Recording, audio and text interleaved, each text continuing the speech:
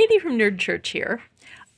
So this is a continuation of the series where we talk about modesty and women's dress in early Christianity, and I get to sound super smart because I have been standing on the shoulders of giants for a very long time.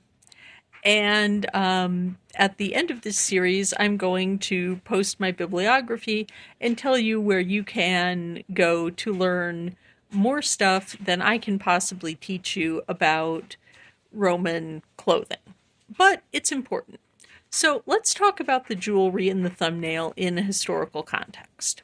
Okay, now that is roughly, we can debate on the stirrup ring because that's really more of like kind of a masculine signet ring style. On the other hand, in the provinces, we see women who are wearing what might be male-coded jewelry, like a signet ring. So we'll pretend that that's from Alexandria or Syria or something like that. Okay, so our hypothetical pious and overly enthusiastic convert to Christianity. What? But, so she's going to sell all of her gold and most of her silver, right? And give that to the poor.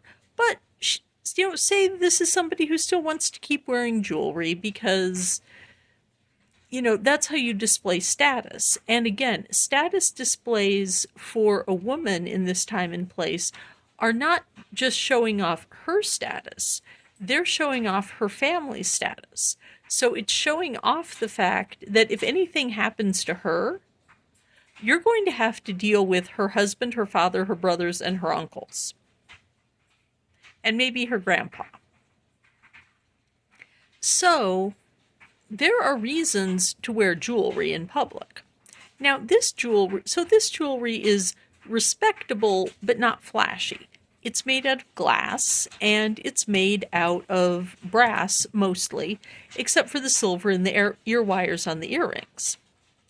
So it's relatively inexpensive. It's not intrinsically valuable, but it's flashy and it's pretty and it's nice.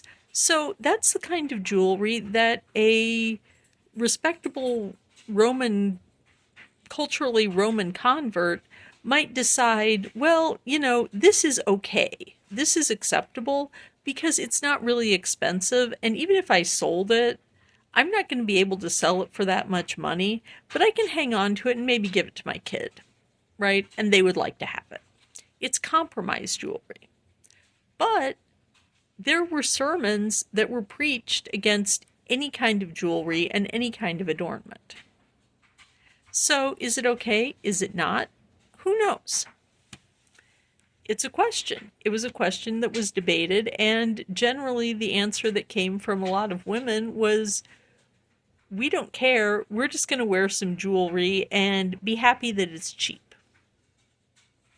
And some women just kept wearing whatever they felt like and had gold and pearls and everything else. So it's an interesting question, and I hope that I've provided some interesting visual data. Now, everything that I had was a reproduction. So I'm going to talk to you a little bit about where that jewelry came from and why I think it's a decent reproduction. Okay, the bracelet with the lion heads, that was purchased from a fair trade store that is based in India. That design is a modern design. However, animal-headed bracelets like that have been made literally since the Bronze Age. This is just kind of the latest iteration of it, and there are historical pieces that look very, very similar, so I felt comfortable using it as an example. The rest of the jewelry was made by an Etsy seller that goes by the Fairy Tales Chest on Etsy. If you want reproduction jewelry, check her out. She makes really good stuff at really fair prices. And, again, she works mainly in silver and base metal because she's trying to make stuff that's affordable for the average person. But Also, so basically she's making historically accurate reproductions of cheap jewelry. So that's, kind of cool and kind of interesting. So that jewelry is made based on historical finds. She's a lovely person and is always glad to discuss her sources. And, she's making really nice quality stuff that's reproductions based on historical finds. Basically, her goal and my goal in doing this type of recreation is to create a piece of material culture that if someone were to, that if this was ancient, right? If somebody were to find this jewelry and dig it up as an archaeologist, they would not be required to revise any of their assumptions about material culture in that time and place. So it's not perfect, but it's good enough.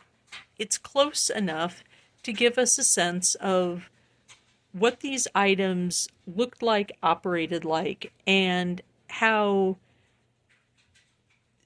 they would have felt on the human body.